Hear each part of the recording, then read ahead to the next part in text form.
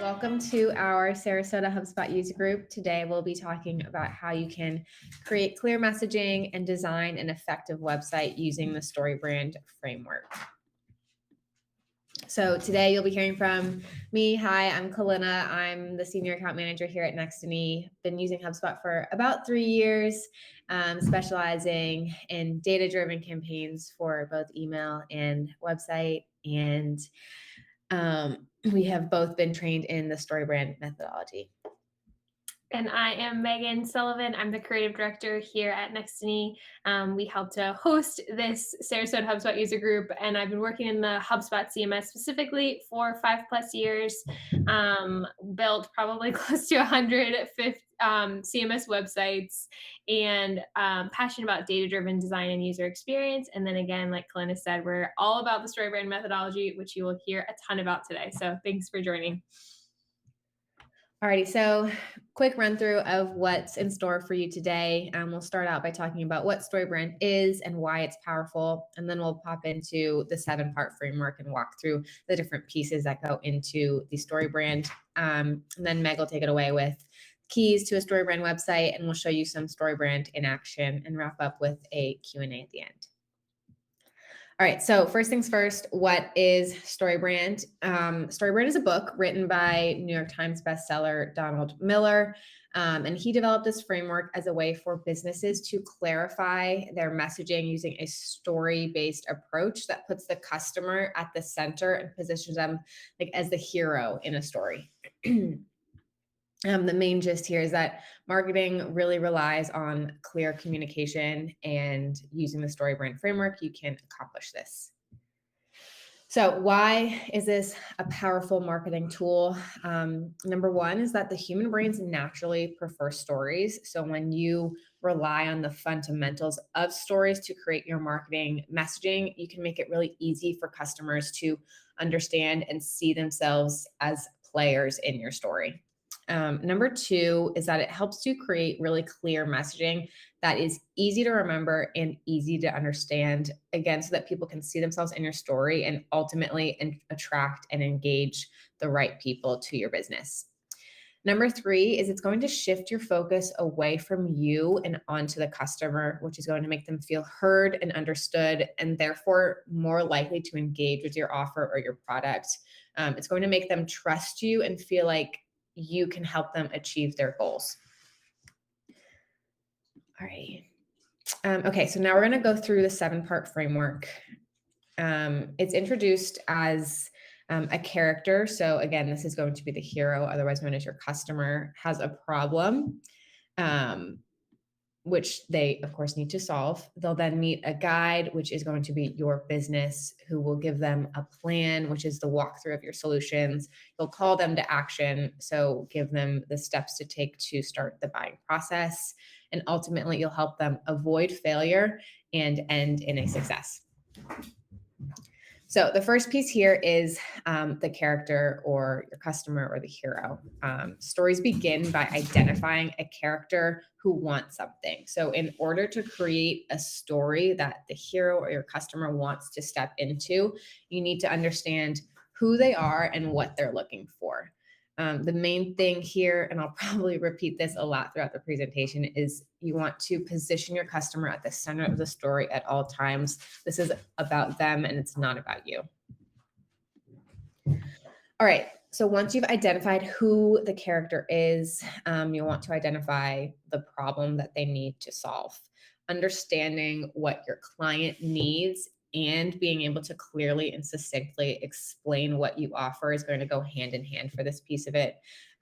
People don't really track who you are. Like, they're not going to super intake the name of your business, but they are going to log what you can do for them and how you can help them. So when you are able to define the problem that you solve really quick right off the bat, you're going to give people a reason to stay engaged and see themselves fitting into that story.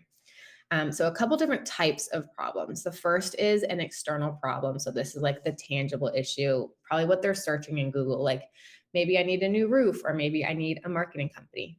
The next type is an internal problem. So this is the feeling that the external problem causes. So a lot of times it's some overwhelm or frustration or confusion. The third type is a philosophical problem. So this is generally in the form of I shouldn't have to, or it's wrong that. Basically, why is it wrong that they are even facing the external problem in the first place? Alrighty.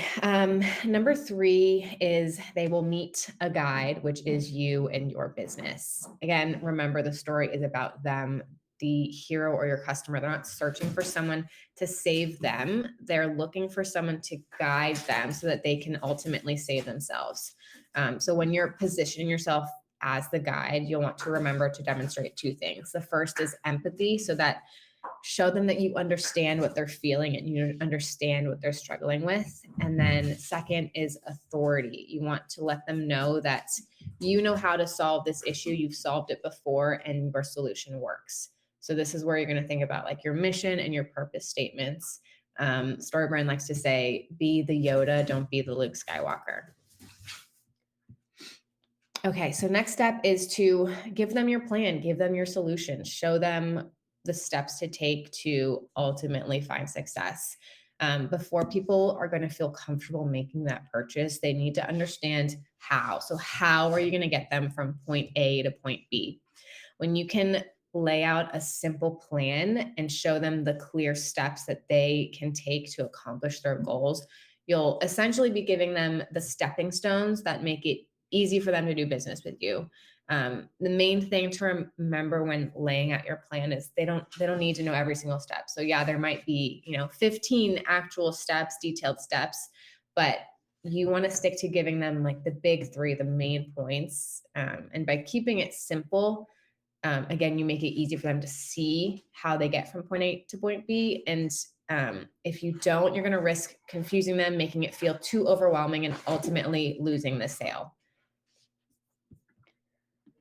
Okay, so next, you want to call them to action to start the buying process with you. Customers aren't going to take action unless you make it really clear what that next step is. You want to give them something to say yes to. So once you've gotten that buy-in and they've gotten through their site and they understand what you're offering, they can see themselves again in your story. You want to make it really clear what that next step they need to take is to start the process. This is where your CTAs on your website are going to come into play. And Meg will talk more about this in detail in a couple of minutes, but essentially make sure your CTAs are clear and concise and repeatable throughout the site so that at any point when they decide, okay, I'm ready to take that next step, there is that really easily accessible button to click to keep moving down the path.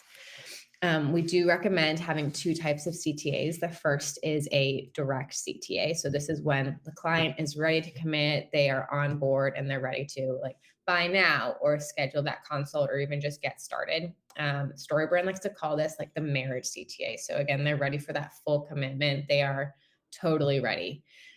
The second CTA is a transitional CTA. So this is when they might not be ready for the full sale to fully commit, but they are interested and engaged and they want to learn more. So Storybrand calls this like the first date.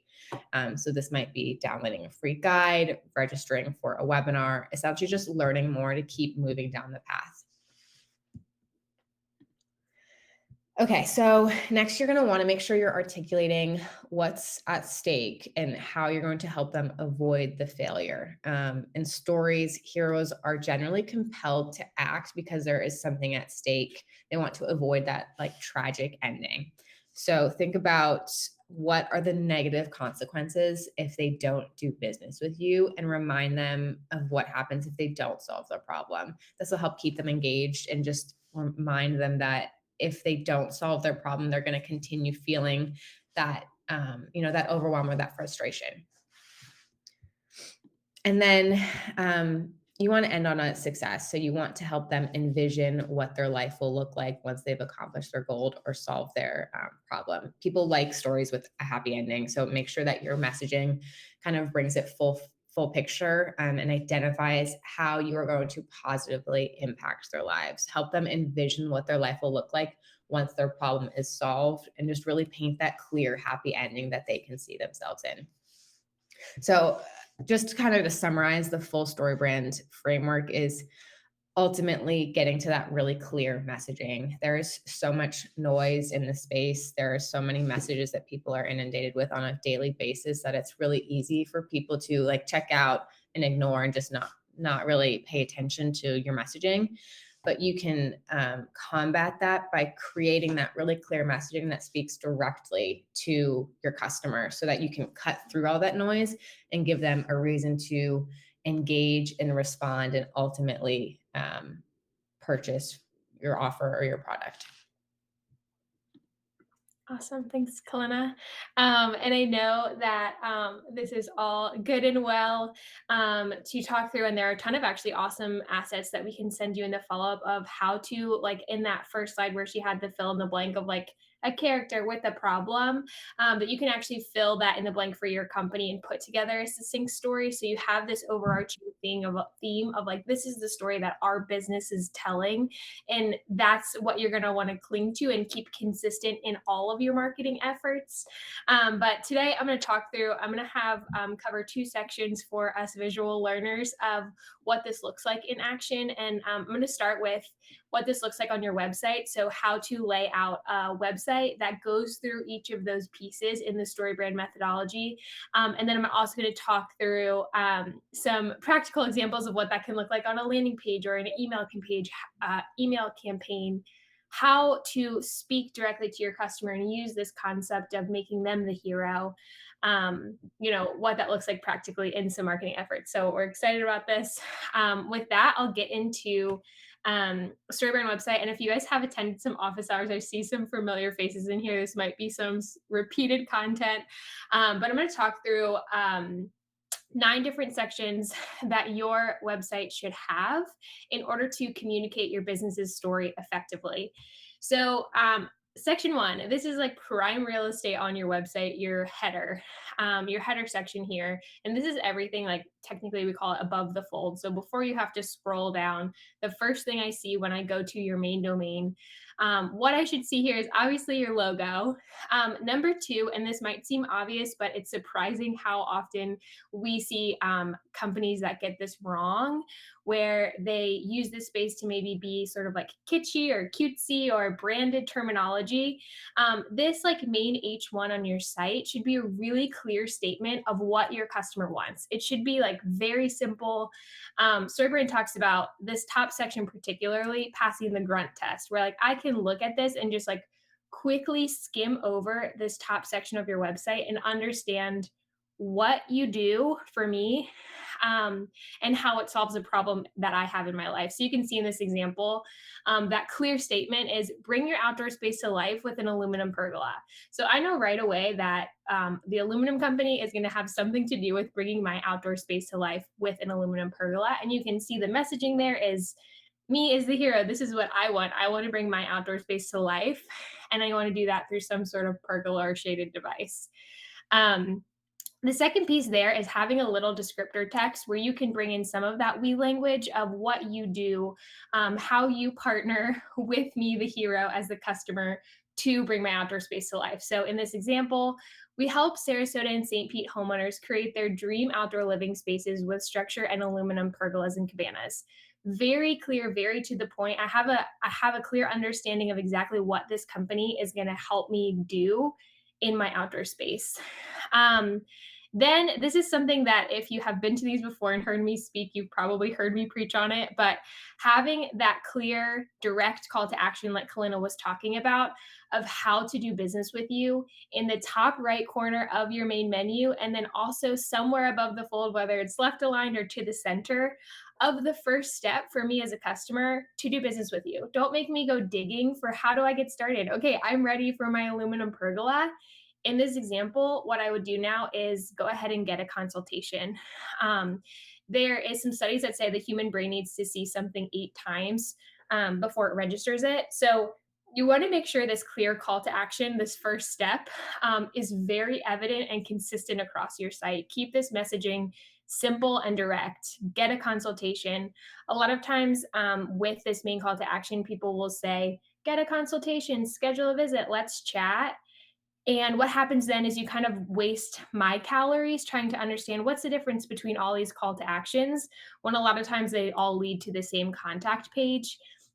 So create that first invitation and don't make it hard for me as a customer to know how to do business with you. Bonus here, and it's only really a bonus because my example doesn't have it, but you want to have a smiling face. You want to have humans as humans. We're being invited into this story and we connect with humans. So have someone using or experiencing or, engaging with your product and have them feeling happy and enjoying whatever this is, this product or service that you're solving for. So that is section one, the header. Um, Section two, getting into, here is where we talk about the value stack. So this is just going to be three simple successes that your customer will experience if they choose to work with you. And what this does is it helps readers to see how your company can make their life better. So it's like we are very bite sized. We don't like to read. Some of the best website pages only have 10 sentences on them. So, as skimmable and as direct the content on your website can be, is going to be the most effective and clear messaging. So, this is going to make me say, okay, what's this aluminum pergola or whatever your company is going to do help me experience or feel or overcome? So in this example, stop stressing, stay organized, save time. Maybe this could be, boost productivity, maximize your ROI, grow your business. Whatever those value points that right away I increase, it helps me as a customer, increase the perceived value of your product or service. You want to hit that home and make that clear to sort of set the tone for the story we're telling here. So section two, the value stack, just having those three successes highlighted. The third section of a Storybrand website is the stakes. And here's a cool opportunity that you have as a business to make it clear that you empathize and actually understand your customer and their needs. And you understand that there are real things at stake if they don't solve for whatever problem you are solving for. So it's an awesome place to talk to your customer and not at your customer. You can see here in this example, this is an IT company. So does your business struggle with constant downtime, unreliable technology, security risks, unpredictable costs? Like that's a real thing that businesses are struggling with that I as a user am like, yeah, I do struggle with that. And that's really frustrating and overwhelming for me. Or maybe it could say, you know, um, digital marketing doesn't have to be overwhelming, and using that terminology where I understand the stakes of like, yeah, this feels really overwhelming and I feel like I'm losing out on leads and whatever that case may be. Using this piece here to highlight that and empathize with your customer for maybe, like a tax business or a tax service. Some examples of what that could be are your receipts aren't tracked properly. Tax time is always a headache. You're afraid you might run out of cash reserves. You don't have time to deal with it. Speaking that language that your customer can see. Hey, we understand that there are stakes here. So, section four is going to be, where you can speak to, hey, we understand the problems and we actually have solutions for you to solve these. So, this is where you want to highlight your value or your services. So, it could include, maybe your main services here. It could include three benefits of working with you in a simple sentence about each. This is where you want to say, like, hey, we get it and here's how we can solve for your problem. So you want to highlight whatever methodology your business has in order to do that. This is the place to feature it. So you can see in my example here, I have see what a difference an aluminum pergola can make, and then three different, services or types of pergolas that this company offers. So, section five is the authority section. So, hopefully, at this point, you've got them bought into your story, and you want to create this space to say, hey, we actually have the authority to solve this problem for you. We don't use a ton of like we language, our self promoting language in the StoryBrand methodology, but in this section, you do want to show your visitor that you're qualified to solve their problem. So this could include customer testimonials, awards, certifications, clients you've worked with in the past, press you've been featured in. whatever you have, those pieces to establish some authority and establish you as a credible resource to solve their problem. The fifth section of your website is an awesome space to highlight that. So you can see in this example here, this is for a franchise company, and they have been featured in some awesome publications. So they have that listed out there, some publications and some awards that they won, which really established them some credibility right off the bat. The next section, which we do not always include, it's not always relevant for every website or company, but this section here is packages and pricing. So if you have maybe packages or pricing offers that go along with your services or your business solution, this section here is a great place just to feature or highlight that directly on the homepage. Again, this isn't something we always do because it's not always relevant for every site, but if it's relevant, go ahead and include it in the sixth section of your site there. Section 7 is the plan, and this might seem or feel maybe redundant or like to you as a business owner, it might not feel super relevant, but we don't like the unknown and we don't like to feel like we're going to be overwhelmed or there's just this like general resistance to I don't know what's going to happen next. And so what this plan section does for the customer is makes the steps to working with you as clear as possible, and it helps to overcome some of that uncertainty. So try to keep this to 3 or 4 steps of high level, like, hey, if you're ready to get started, your custom technology solution is just 3 steps away. It's not going to be complicated, it's not going to be overwhelming. You start by scheduling a call, then we come up with your custom solution, then you can enjoy your maximized efficiency. Some pro tips here that we like to do and implement on sites is the number one step, having that be your main call to action. So, whatever that first call to action that you have in the top right in the center of your hero section, whether that's get a consultation, book a call, request a demo, get started, whatever that direct call to action is there, have that be the first step. So, in this example, that schedule a call is what we have optimized the whole site for. Their Marry Me call to action. If you're ready to do business, go ahead and schedule a call. And then the last one, have it be another sort of value add or benefit that your customer will experience when working with you. So you can see step 3 here is enjoy maximize efficiency. Like start enjoying our product, start working with us, whatever that benefit they'll experience. If you have space for it in your plan section, end on a high note where they sort of have this feeling of like, okay, it's just 3 steps away, and the last step is a benefit that I'm going to experience. So section 7, the plan. Section 8 is going to be your call to action. So you've made it this far down the page for me as a customer. At the end of your page, you want to send your visitor to a nurturing experience. So you want to capitalize on, hey, you made it this far. Here's where we want you to go next. This could either be that main call to action that you've optimized your site for, or this could be a transitional call to action like Kalina was talking about. So maybe in this section, you have your, hey, do you want to date, and not your, do you want to marry me call to action. So maybe that's an ebook or a downloadable or a checklist. Leading them somewhere that has a form where you can, generate and nurture those leads. So section 8, call to action. This could be right before the footer. Then section 9, the footer, or we like to call it the junk drawer. Any additional link that is not relevant for users on your site or that takes away from this Storybrand clear experience, put it in the footer. This is a great place for your privacy policy, your accessibility statement, maybe your press page.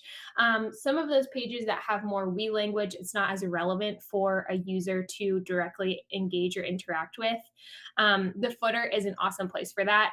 One thing that we encounter a lot when working with companies is there's a lot of we feel like we really need this on the homepage or on the website. And when using this Storybrand methodology and thinking through telling a really clean and clear story, there are things sometimes that just need to get cut that don't justify the plot point of getting to the end of your story. So when you're looking at any marketing material that you've put together with this methodology or with any methodology, you want to make sure that you can justify every single sentence on the page, that it aligns with the goal or the purpose or the intention of telling the story of giving your customers clear information of what they actually want to know and want to listen to. And if it can't do that, put it in the footer or put it somewhere else on your site, put it in a blog. If it's not information that I, as a customer, care about, don't waste up space on your prime real estate telling me, who your latest board member is or something like that, that might not be as interesting to me when I'm looking to solve my problem and I'm looking for you as a company. How can you help me do that? So those are the 9 sections that we would recommend including on your StoryBrand homepage. Now I'm going to get a little bit into, as again, a visual learner, what this looks like in action. So we'll show some examples of, practically how do you do this on site. So this is an example of a before and after a homepage. The version in the top left corner is pre-story branded and then post-story branded. So you can see, welcome to Lily's Pet Care, family owned and operated since 1994. Very we language, for 3 generations of Lily's Pet Care, has provided ultimate and quality care, yada, yada. Whereas the second version here has a really clear number 1 call to action where I can see, okay, I'm ready to book. Like, I'm sold on Lily's Pet Care. Let me book now. I know exactly where to go to do that. And then also, it's a happy, smiling face of a dog that says a pet care retreat that you and your dog will love, helping your dog live their best life. And you can see that this is a much more engaging and interesting site. And I, as a user or as a dog owner, am like, hey, this feels like, because you're speaking directly to me and to the wants and needs that I have and I'm looking for. Yes, you can keep going. So this is actually an example because I just did this presentation recently and people are like, what does this look like for internal pages? And this is an example of an internal service page on, it's a business technologies website where they do IT, audio, visual, and mobility. And this is an internal managed IT page. And we've taken the StoryBrand methodology and even the homepage sections that I have presented thus far, and we've gone through them on this internal page. So you can see, manage your business, not your IT. Stop stressing, control costs, save time. Then we have that example. I actually pulled it in previously. Does your business struggle with? We won't let your IT issues slip through the cracks. So you can see you can follow this same principle, not only on your homepage, but also on some of your internal service pages. I'm going to keep going. So this is an example of an email. This is I think it's an REI email. And you can see the language they use here is very customer focused. So now booking your European escape, make this the year you discover Europe. REI could have said, we offer flexible itineraries and great prices, but instead they said, now booking your European escape, make this the year you discover Europe. So you can see how this language is very customer focused instead of being very business or REI focused. So even down to email campaigns, be thinking, how can I make the customer the hero and what is the problem they're looking to solve that I can help them experience the solution there. This is some examples from emails that were in my inbox. This is 2 different companies trying to sell me a rug. And you can see Wayfair, their email subject line is area rug showcase. And West Elm, when they're selling me a rug, they're telling me, give your floor the rug it deserves. And you tell me which one of these you would rather open or be more enticed to open. They're both trying to sell me a rug, but one of them's speaking more directly to like, yeah, my floor does deserve a really great rug, versus area rug showcase. So as something as simple as an email subject line, if you start thinking in this way and start getting really clear on what your business's story is, you can start telling it in every little piece and start connecting the dots, even in something simple as an email subject line. So this is a landing page. This is actually a StoryBrand landing page. It's a guide that's out there. You can go download it.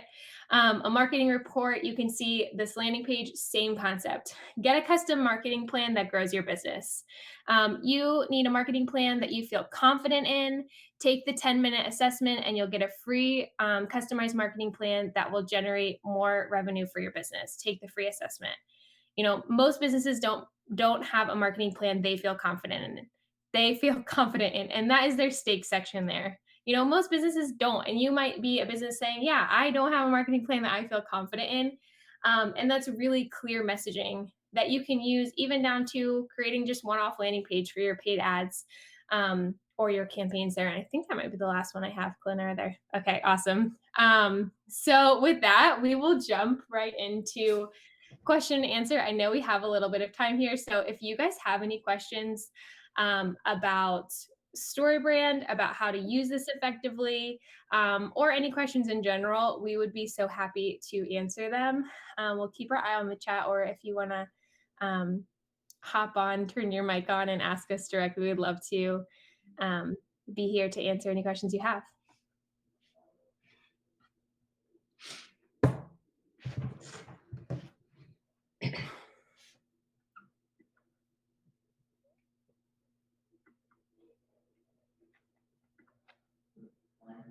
Got some familiar faces in the group today. Thanks for joining us, Holly.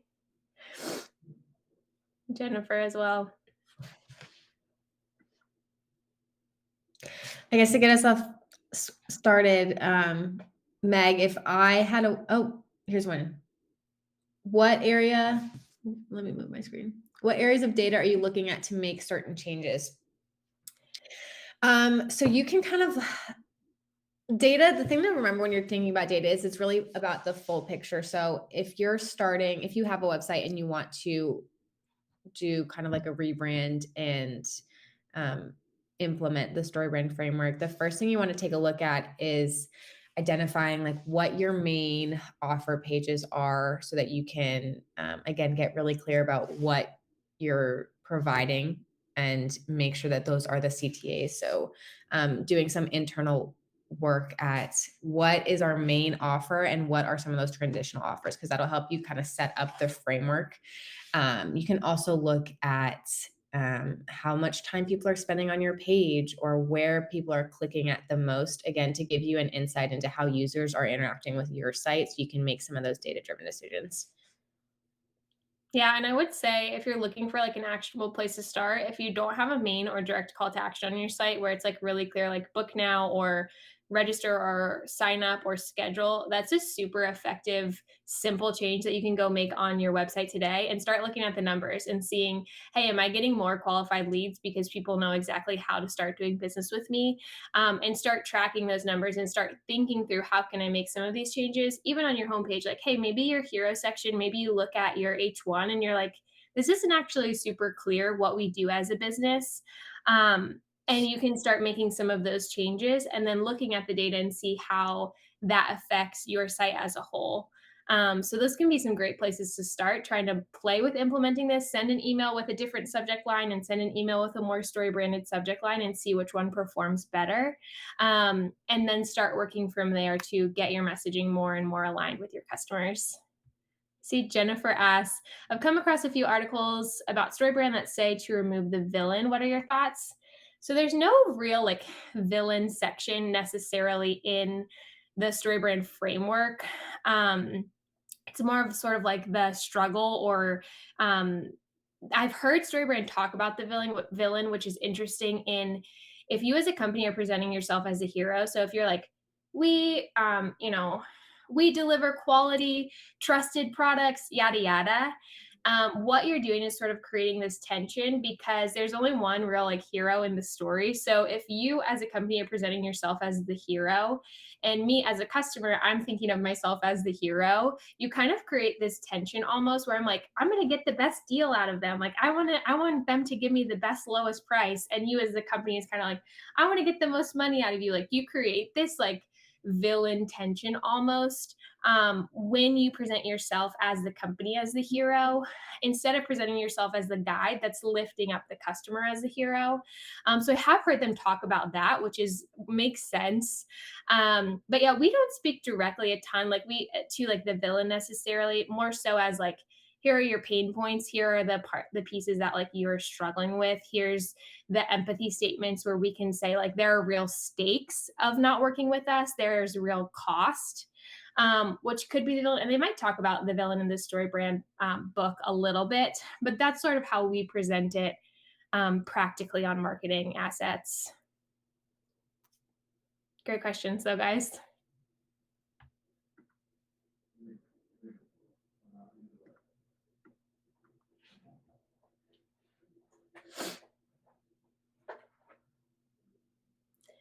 guess I'll ask Kalina, are there any places where you like most struggle with or feel like it's the hardest to think about how to implement something like this when you're putting together marketing pieces or that you see people struggle with the most? Yeah, I think it's really just remembering that it's not about you because it's so easy when you are the when it's your business and you are the one trying to sell it, you really want to use those we statements and talk about what you can offer, but just really making sure you're shifting your how you're viewing your website and your marketing copy to focus on the customer because like Meg said, we want to be lifting them up and we don't want to position ourselves in kind of like that villain battle. And ultimately we are trying to help them. So just keeping that at your forefront of your mind in all types of marketing, whether it's doing, your website or email campaigns or landing pages, just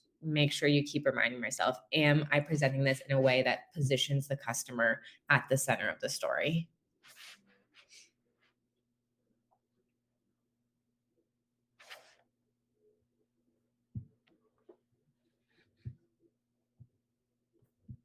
Thanks, Jennifer. Always enjoy having you around.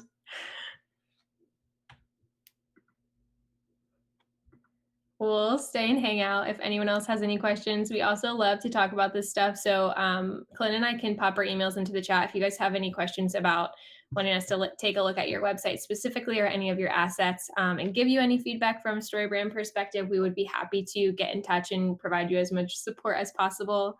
We'll also be sending follow up emails with some of the Storybrand framework so you can go in and fill this out for your business. Sit down with your leadership team and say, hey, what is our story? Who is our hero, and what is the problem they're facing, and how do we solve it for them? And they have like a really clear sort of fillable PDF. We also really recommend, if you haven't already read the Storybrand book by Donald Miller, it's an awesome place to start sort of understanding some of this methodology. And we're also big fans of They Ask You Answer, which is sort of in line with all of this, making your customer the hero, answering the questions they're asking. So we'll send over some resources if you're excited about starting to talk to your customers in this kind of language. There's a ton of awesome things to look at and dive into to help get you on the right track. And we would be happy to be as much support for you as possible on that journey.